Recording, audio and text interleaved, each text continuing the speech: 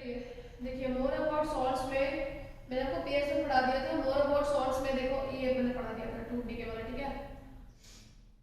ये टेबल जो है टेबल नंबर 2.3, इसको याद कर लीजिएगा बेटा सभी लोग। टेबल नंबर 2.3 बहुत इंपॉर्टेंट है, इससे क्वेश्चन पिछली बार भी आए हैं, कई बार पूछ जाते हैं। जैसे टोमेटो में कौन सा एसिड पाया जाता है, जैसे एक नंबर में आ जाएगा that which acid is present in tomato.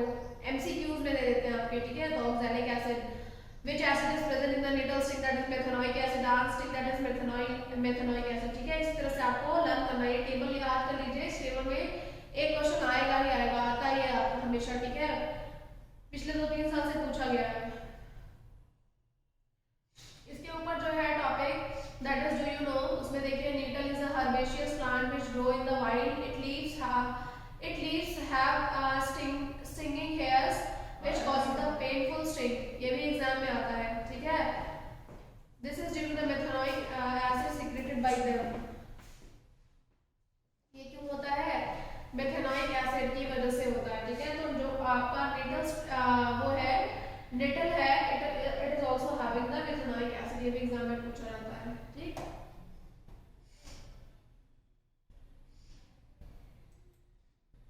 Next है you have the two solutions that is A and B. The pH of solution A is 6 and the pH of solution B is 8. What is solution has more hydrogen ion concentration and which is acidic? ये तो आप बता ही लोगे, एक का pH 6 है, एक का pH 8 है, तो मतलब 6 वाले का ज्यादा H+ होगा और 6 वाला ज्यादा acidic होगा। and the pH 8 will be the more basic and it has a more OH ion as compared to H6,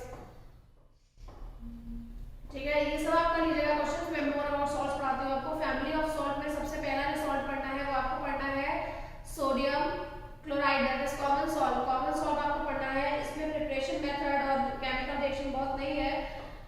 इसको प्रिपेयर कैसे किया जाता है देखो, उसमें सिंपल सा मैं आपको समझा रही हूँ, आप अपने वर्ड्स में इसको लिख सकते हैं। इसमें बेसिकली क्या किया जाता है कि वो सी शो होता है, ठीक है। जो सी शो होता है उसके पास में छोटे छोटे क्या बना जाते हैं, गड्ढे बना दिए जाते हैं, ठीक है। और जब वाटर आता है, सी का वाटर आता है और उसमें उन गड्ढों में रुक जाता है, ठीक है, जो हमने बना रखे हैं। और फिर जब वाटर एवापोरेट हो जाएगा then we will get the salt और फिर उसको प्यूरिफाई करके यूज करते हैं, ठीक है। ये सबसे इजी मेथड है NaCl बनाने का, ठीक है। सबसे इजी और सबसे ज्यादा यूजफुल मेथड होता है। इस मेथड से सबसे ज्यादा अमाउंट में NaCl बनाया जाता है, ठीक है। फिर उसको ला के बाद में लेबोरेटरी में क्लीन मिक्स करते हैं, फिर आयोडीन मिक्स करते हैं उसमें, और उसके बाद वो मार्केट में आता है आपके खाने के लिए, ठीक है। तो ये तो बहुत इजी है, दैट इज द डांडी मार्च, गांधी जी ने निकाला था इसी को सेव करने के लिए, ये सभी को पता है, ठीक है। सोडियम इसमें लिखा है कि by the combination of hydrochloric acid and sodium hydroxide कैसे बनता है। देखो यहाँ पे ये रिएक्शन लिखा है, मैं आपको रिएक्शन समझा देती हूँ, ठीक है। ये देख लो यहाँ पे लिखा हुआ है बाय द कॉम्बिनेशन ऑफ,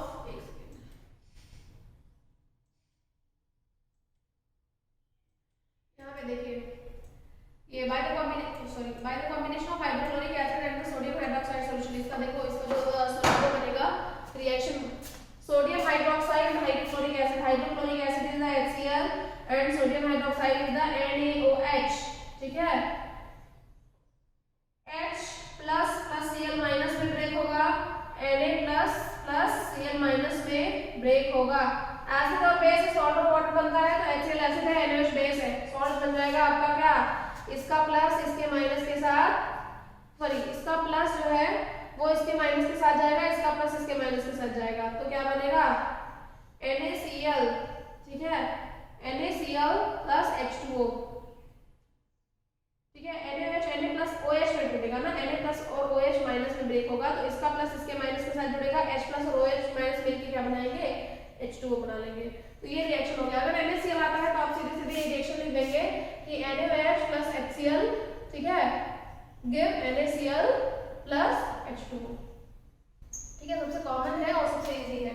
ये आपका कॉमन सॉल्ट का क्या हो गया, एग्जाम्पल हो गया, ठीक है, सॉरी प्रिपरेशन मेथड हो गया,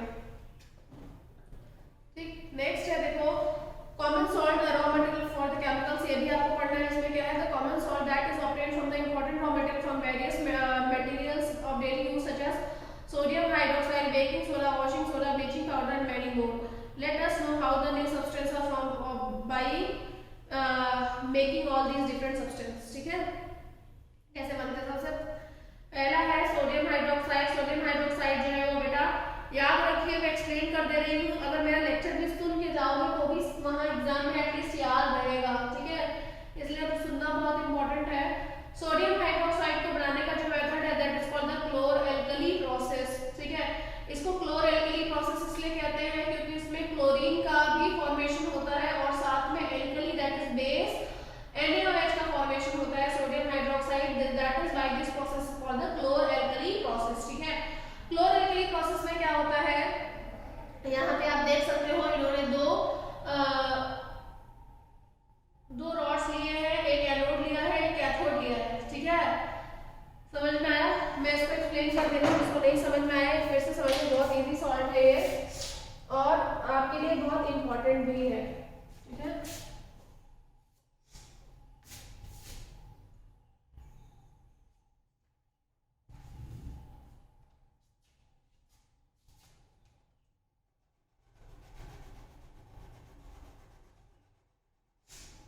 एग्जाम में आ सकता है, इसलिए मैं इसको फिर से ये तीसरी चौथी बार मैं एक्सप्लेन कर रही हूँ। अब नहीं समझ में आया तब अब किसी को नहीं समझ में आएगा। फिर देखो इसमें क्या होता है, बेसिकली आपके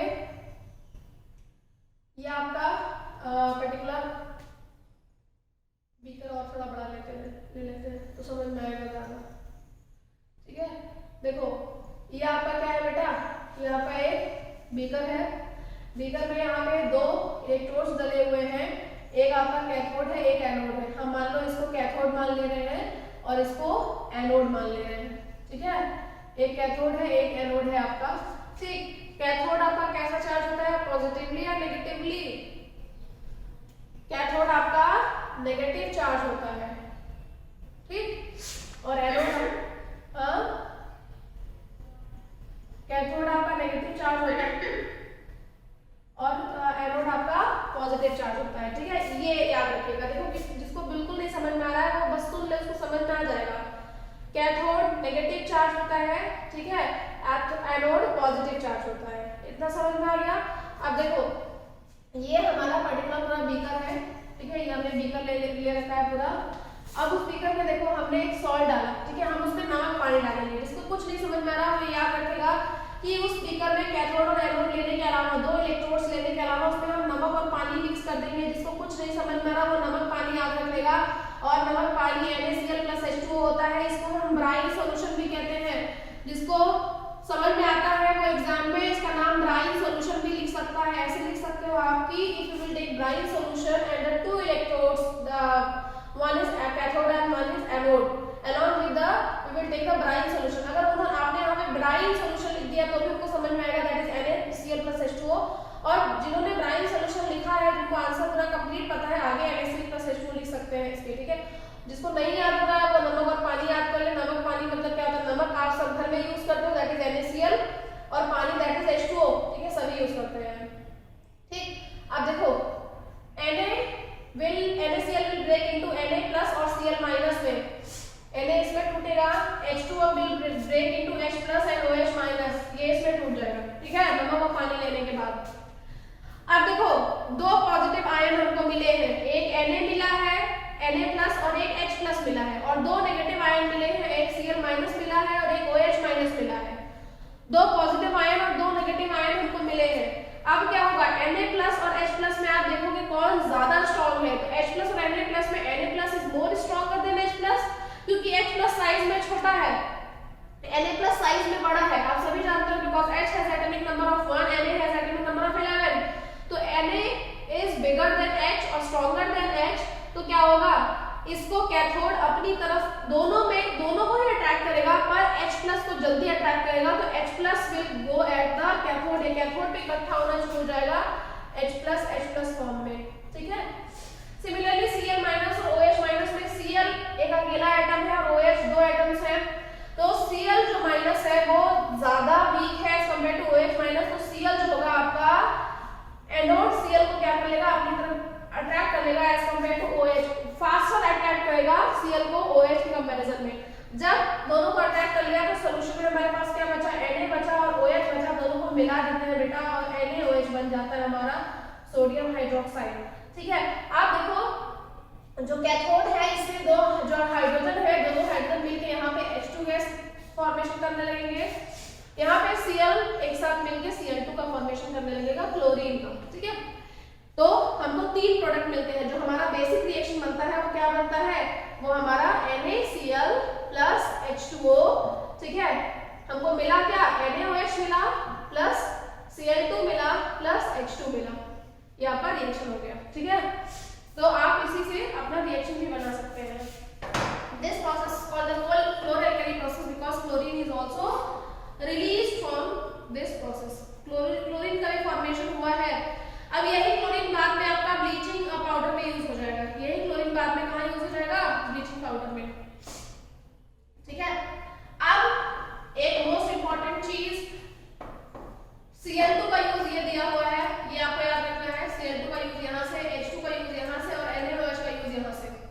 ये आपको यूजेस यहाँ से याद रखने हैं, याद करना है, कंपलसरी है। ठीक है, एग्जाम में यहीं से आपको, क्योंकि बेसिकली आपको पता है बच्चे आप लोग ये नहीं पढ़ते हो। ठीक है, Cl2 का प्रिपरेशन मेथड तो आप सॉरी NaOH का प्रिपरेशन मेथड तो आपने पढ़ लिया, रिएक्शन पढ़ लिया, बट इसका यूजेस नहीं पढ़ोगे। यूजेस इस तरह से दिया हुआ है as a water treatment, swimming pools, PVC, disinfectant, CFCs and pesticides. ठीक है, H2 का यूज कहाँ होता है, फ्यूल, और फ्यूल में होता है, मर्जराइन में होता है, और अमोनिया फॉर फर्टिलाइजर्स, अमोनिया बनाने में यूज होता है। उस प्रोसेस को हम क्या कहते हैं, हैबर्स प्रोसेस। हैबर्स प्रोसेस में भी यहाँ से H2 जो जाता है वो इसी हैबर्स प्रोसेस में यूज होता है। नीचे NaOH देखो, ब्राइन कंटेनिंग NaOH, ब्राइन लिखा हुआ है, ब्राइन दैट इज NaCl होता है। इधर से इन्होंने ब्राइन पास किया है, that is the NaCl plus H2O। Brine को ही NaCl प्लस H2O कहते हैं।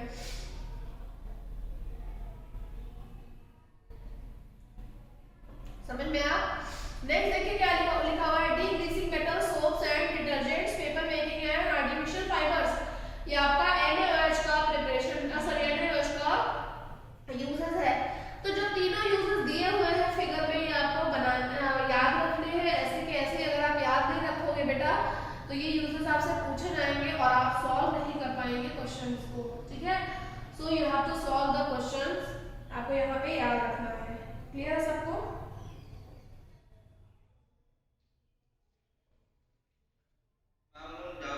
हाँ बेटा पूछो डाउट।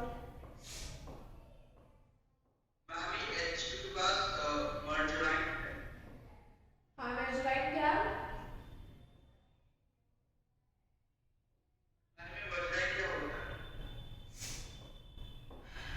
मर्जराइन तो क्या होता है, इसके अंदर सर्च करते हैं गूगल पे।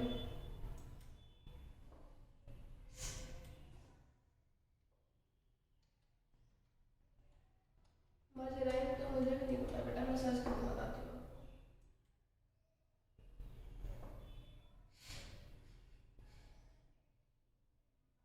ये तो बटर दिखा रहा है इसमें।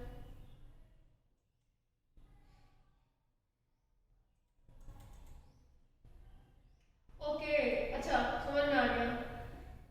ये एक तरह से आपका मर्जराइन जो है, आ गया, ये एक तरह से आपका जो बेकिंग सोडा होता है, बेकिंग पाउडर होता है, उसमें जो फैट होता है, ठीक है, उसमें जो इमल्सिफाइड फैट होता है उसी को यहाँ पे मर्जराइन कहते हैं। तो मर्जराइन के फॉर्मेशन में भी ये यूज होता है। ठीक है,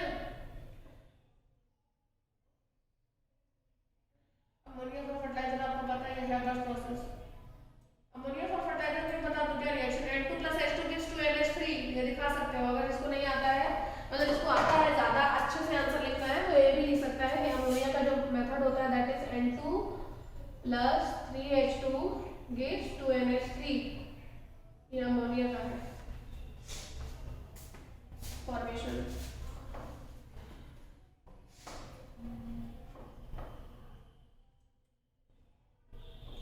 ब्लीचिंग पाउडर है आपका, ब्लीचिंग पाउडर क्या होता है, कैल्शियम हाइड्रोक्साइड को क्लोरीन के साथ रिएक्शन करते हैं। अब ये क्लोरीन कहाँ से मिला है हमको, ये जो क्लोरलकली प्रोसेस में जो क्लोरीन निकला था, इसी क्लोरीन को हम बाद में दूसरे प्रोसेस में डाल देते हैं ब्लीचिंग पाउडर बनाने के लिए। तो ब्लीचिंग पाउडर के लिए हम क्या करते हैं, कैल्शियम हाइड्रोक्साइड का रिएक्शन क्लोरीन के साथ कराते हैं तो हमको मिलता है calcium oxychloride, that is bleaching powder and H2O। ठीक है, समझ में आया? तो ये ब्लीचिंग पाउडर आपके बनाने का मेथड है। ब्लीचिंग पाउडर का यूज पढ़ लो। यूज में आपका क्या है,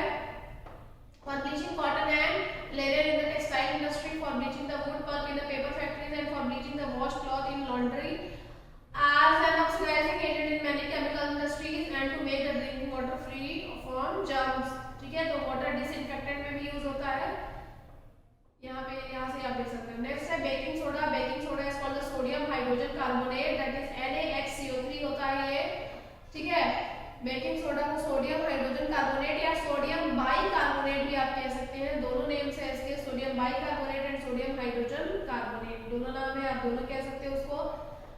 बेकिंग सोडा के बनाने का मेथड आप यहाँ पे देख लो, बहुत इजी, जिसको रिएक्शन नहीं याद हो रहा है वो एक तरह से आप याद कर सकते हैं। बेकिंग सोडा का देखो, नमक पानी में CO2 और अमोनिया डालना है, ठीक है। अमोनिया का फॉर्मूला होता है NH3, नमक पानी में CO2 और अमोनिया डालना है, ठीक है। तो ब्रांड सॉल्यूशन में आप CO2 और अमोनिया डाल दोगे तो एक प्रोडक्ट आपका, अगर आपने अमोनियम क्लोराइड नहीं लिखा है तो कोई बात नहीं बेटा, आपको अगर अमोनियम क्लोराइड याद नहीं आ रहा है वहां पे एग्जाम में तो कोई बात नहीं है, आप अगर याद आ रहा है तो सो गुड, आप लिख सकते हो। बट अगर नहीं याद आ रहा है तो आप एक प्रोडक्ट बना दीजिए, दैट इज NaHCO3, वो तो आपको पता ही, वो तो बनना ही बनना है, ठीक है।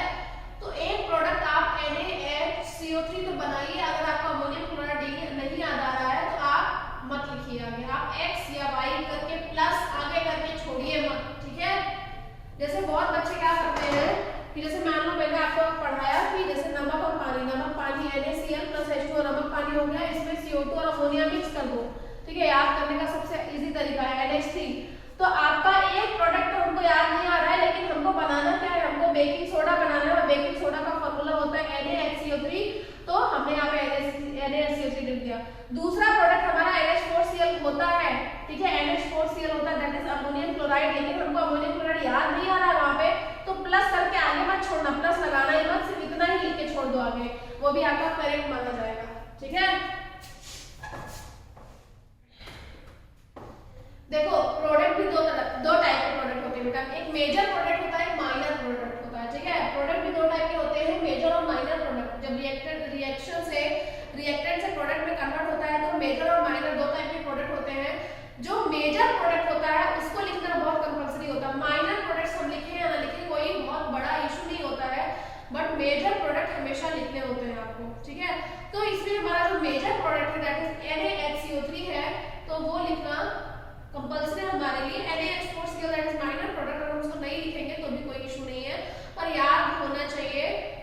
मैं कहूंगी कि आप याद कर लो, अगर फिर भी नहीं याद हो रहा है तो आप NaHCO3 लिख के छोड़ दीजिए, ठीक है ना।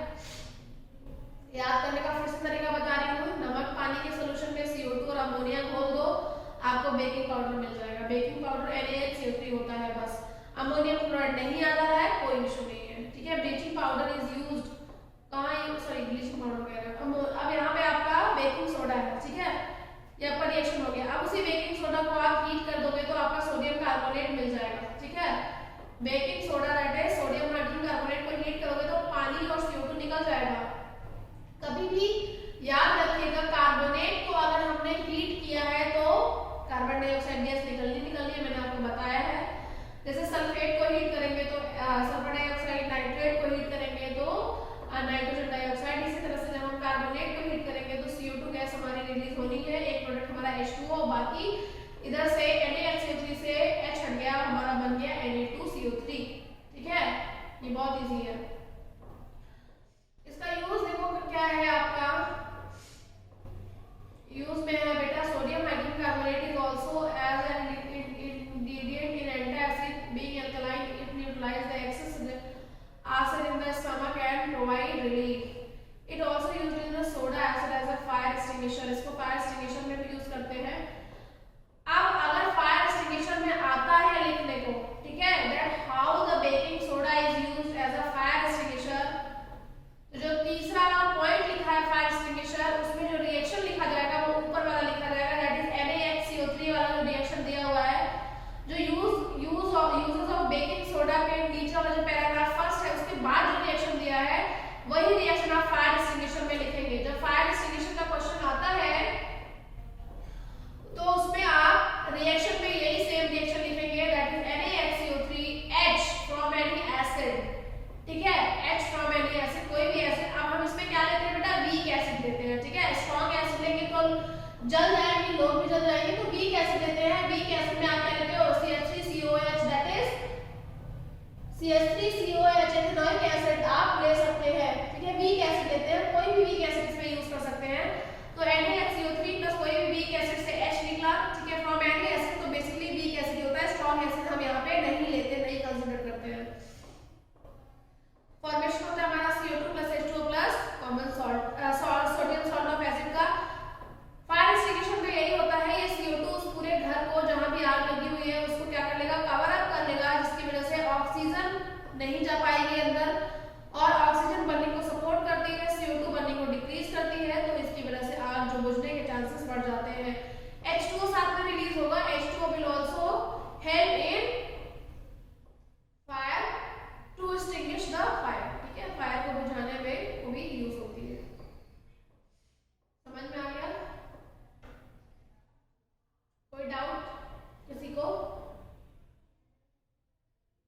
नो स्टडी नो कंफ्यूजन ना, वही सीन चल रहा है आपका, no study no confusion, more study more confusion. School कब से आ रहे हो आप लोग बेटा, कुछ पता है आपको?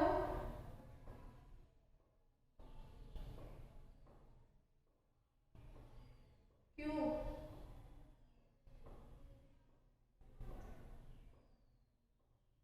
कोई है नहीं क्या क्लासमेट?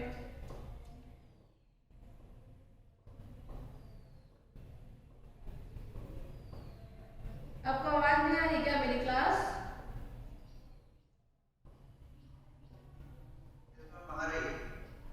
कब से आप लोग स्कूल आ रहे हो बेटा?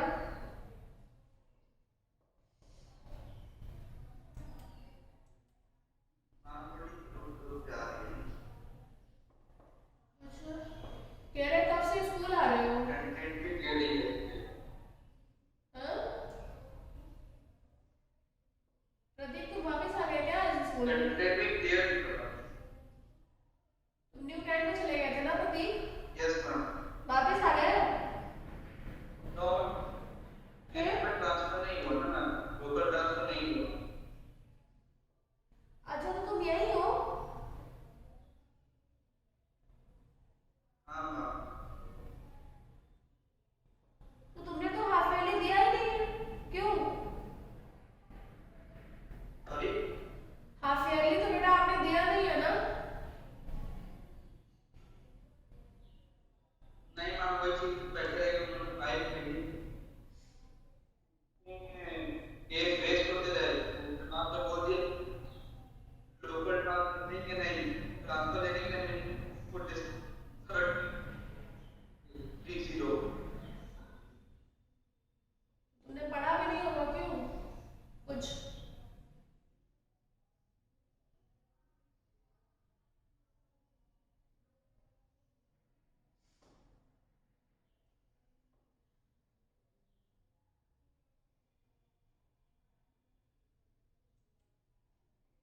चलिए, फिर आपका वॉशिंग सोडा आता है, बहुत सिंपल है बेटा। वॉशिंग सोडा में मैंने आपको 3 टाइप के वॉशिंग सोडा बताए थे, आपकी बुक में एक ही टाइप दिया हुआ है, that is Na2CO3 N2H2O।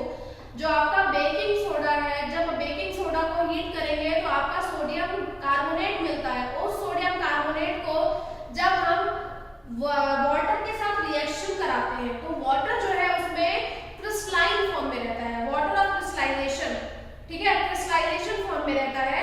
Crystallisation form में क्या होता है, जिसे सिर्फ उसी के ऊपर अटैच करना, that is called the crystallisation form, ठीक है, वाटर ऑफ क्रिस्टलाइजेशन उसी को कहते हैं। तो उससे वो अटैच हो जाएगा। अगर 10 मॉलिक्यूल ऑफ वाटर अटैच होते हैं तो हम कहते हैं सोडियम कार्बोनेट डेकाहाइड्रेट। अगर 10 है तो डेकाहाइड्रेट, एक 7 मैंने बताया था, दैट इज 7 को क्या कहते हैं, सेप्टाहाइड्रेट, ठीक है। 3 मॉलिक्यूल बताए थे, डेकाहाइड्रेट, सेप्टाहाइड्रेट और कौन सा बताया था, एक 7 से बिलोंग करता है, एक 9 से बिलोंग करता है, सॉरी 8 से बिलोंग करता है, और एक 10 से। 3 तरह के sodium hydrogen carbon sodium carbonate पाए जाते हैं। ये आपका 10 है, इसको सोडियम कार्बोनेट डेकाहाइड्रेट कहते हैं, क्योंकि 10 मॉलिक्यूल ऑफ वाटर है तो it is called the decahydrate, ठीक है। 10 मॉलिक्यूल है तो डेकाहाइड्रेट होगा। अगर आपका 7 मॉलिक्यूल है तो सेप्टाहाइड्रेट होगा, ये मैंने आपको बताया था। 8 मॉलिक्यूल अगर एग्जिस्ट कर रहे हैं तो ऑक्टाहाइड्रेट होता है, ऑक्टाहाइड्रेट। 3 टाइप के आपके एग्जिस्ट करते हैं वॉशिंग सोडा, ठीक है। लेकिन वॉशिंग सोडा जो है आपका वो इंटू 10H2O सबसे ज्यादा यूज में होता है। इन तीनों फॉर्म में भी एग्जिस्ट करते हैं आपके वॉशिंग सोडा, ठीक है। Washing soda same baking soda का, देखो वॉशिंग सोडा का अगर प्रिपरेशन मेथड आता है, ठीक है, तो आपको कैसे लिखना है, पूरा का पूरा लिखना है। मतलब अगर वॉशिंग सोडा का प्रिपरेशन मेथड आता है तो मैं आपको यहाँ पे बताती हूँ कि किस तरह से आप वॉशिंग सोडा का प्रिपरेशन मेथड लिखेंगे, ठीक है। जैसे आपने बेकिंग सोडा लिखा था, डायरेक्टली आप ये नहीं करेंगे बेटा कि बेकिंग सोडा को आपने क्या कर दिया, हीट कर दिया, या सॉरी सोडियम कार्बोनेट को आपने 10 मॉलिक्यूल की वाटर के साथ रिएक्शन करा दिया और आपका बन गया वॉशिंग सोडा। ऐसे नहीं करना है आपको, ठीक है। वॉशिंग सोडा के केस में आपको पूरा पूरा reaction you have to write all the steps, सभी स्टेप्स आपको लिखते हैं। स्टेप्स में देखिए क्या है, वही सेम जिसको कुछ नहीं याद हो रहा है, नमक पानी ले NaCl प्लस H2O, ठीक है। इसमें CO2 मिक्स करेंगे प्लस अमोनिया मिक्स करेंगे, ठीक है। ये पूरा रिएक्शन है आपका वॉशिंग सोडा का भी, ठीक है। प्रोडक्ट में आपका बनेगा NH4Cl that is ammonium chloride. जिसको नहीं याद हो रहा है वो इसको स्किप कर सकता है, जिसको याद हो रहा है so for so good. Next जो हमारा बनेगा दैट इज NaHCO3, ठीक है। इस तरह से वॉशिंग सोडा में आप पूरा लिखेंगे। नेक्स्ट आप क्या लिखोगे, NaHCO3 को हम हीट कर देते हैं तो हमारा Na2CO3 बनता है। अब नेक्स्ट में आप क्या लिखोगे, Na2CO3 को हम 10H2O के साथ रिएक्शन कराते हैं, then water of crystallisation that is Na2CO3 into 10H2O का फॉर्मेशन हो जाएगा। This is called the washing soda या फिर सोडियम कार्बोनेट डेकाहाइड्रेट भी हम इसको कहते हैं, ठीक है। तो जब आपका प्रिपरेशन मेथड आएगा वॉशिंग सोडा का, तो ये पूरा का पूरा रिएक्शन आपको आना चाहिए, इतना आपको लर्न करना चाहिए। बहुत इजी है, इसमें बहुत ज्यादा कोई रॉकेट साइंस है नहीं, सेम है। नमक पानी में आपको मिला देना CO2 और NH3, बाकी सारा प्रोसेस आप अपने आप कर देंगे, हीट कर देंगे, यहाँ से हाइड्रोजन रिमूव हो जाएगा और फिर उसमें 10H2 ऐड कर देंगे तो ये ऐड हो जाएगा आपका, ठीक है। इस तरह से आप यहाँ पे लिख सकते हैं। इसके यूजेस देख लीजिए। अब देखो यहाँ पे लिखा है ना, what does the 10H2 signify, does it make the Na2CO3 bed. We'll address this question in the next section. Sodium carbonate and sodium hydrogen carbonate are useful in many chemical industries process as well. Uses of washing soda में देखिए, sodium carbonate that is washing soda is used in the glass and soap and paper industry. It is used to manufacture the sodium carbonate such as borax. Borax का formula बताया था मैंने आपको, ठीक है। Next है sodium carbonate can be used in a cleansing agent for domestic purpose. It is used for removing the permanent hardness of water. Hardness of water मैंने आपको बताया था, वाटर दो तरह के होते हैं, सॉफ्ट वाटर और हार्ड वाटर। हार्ड वाटर भी दो तरह के होते हैं, पहला है आपका परमानेंट हार्डनेस, दूसरा है आपका टेम्पररी हार्डनेस। हार्डनेस में भी दो टाइप के हार्डनेस होते हैं, परमानेंट हार्डनेस, टेम्पररी हार्डनेस, ठीक है। हार्डनेस क्या होती है, हार्डनेस जब वाटर में सॉल्ट्स ऐड अप हो जाते हैं तो वाटर जो है वो हार्ड बन जाता है, that is not used, that we can not use for any normal purpose. हम उसको नॉर्मल पर्पस में नहीं यूज कर सकते हैं, तो इसलिए हार्डनेस को रिमूव करते हैं। हार्डनेस में मैंने आपको बताया दो, permanent and temporary. Temporary hardness में बेटा salt like magnesium chloride and calcium chloride. देखो टेम्पररी हार्डनेस में क्या होता है, सॉल्ट लाइक कैल्शियम CaCl2 या फिर MgCl2 अगर पानी में मिक्स है तो ये टेम्पररी हार्डनेस कॉज करेगा। और टेम्पररी हार्डनेस को हम बॉइलिंग से रिमूव कर सकते हैं। अगर वाटर को हम बॉइल कर देते हैं तो ये सॉल्ट्स निकल जाते हैं, जिसकी वजह से हमारा वाटर जो है वो सॉफ्ट हो जाता है, ठीक है। नेक्स्ट जो है आपका परमानेंट हार्डनेस आता है। परमानेंट हार्डनेस में सॉल्ट लाइक कैल्शियम कार्बोनेट और मैग्नीशियम कार्बोनेट ऐड करते हैं। अगर किसी भी पानी में कैल्शियम कार्बोनेट और मैग्नीशियम कार्बोनेट है then the salt will be the water will be the permanent hard. और परमानेंट हार्डनेस को रिमूव करने के लिए हम वॉशिंग सोडा का यूज करते हैं। मेथड होता है to remove the permanent hardness of water. You will study in class 11th में पढ़ोगे how to remove the permanent hardness of water in a industrial method as well as in laboratory method. दोनों methods आपको पढ़ने होंगे 11th के inorganic chemistry में, ठीक है।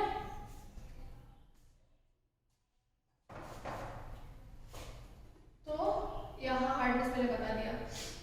नेक्स्ट है आपका are the salts are dry. इसमें ये बहुत इंपॉर्टेंट है,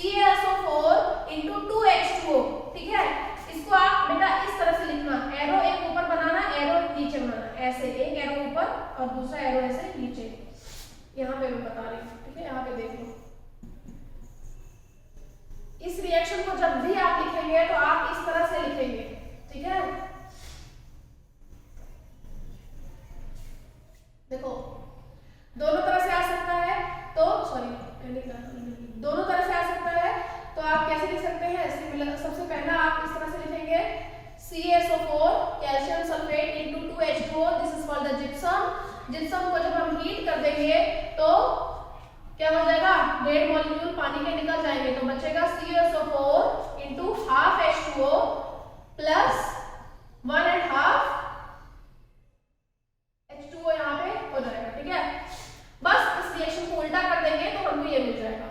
ठीक है, इस रिएक्शन को प्लस कर देंगे तो हमको ये मिल जाएगा। तो एरो आपको कुछ इस तरह से बनाना होता है वहां पे। ठीक है, एक ऊपर की साइड, एक नीचे की साइड, एक इस साइड एक इस साइड, इससे समझ में आता है रिएक्शन रिवर्सिबल है। रिवर्सिबल का साइन होता है, रिवर्सिबल मतलब ऐसा रिएक्शन जो रिवर्स बैक हो सकता है, रिएक्टेंट प्रोडक्ट में कन्वर्ट हो सकता है, प्रोडक्ट रिएक्टेंट में, तो रिएक्शन ये रिवर्सिबल रिएक्शन होता है।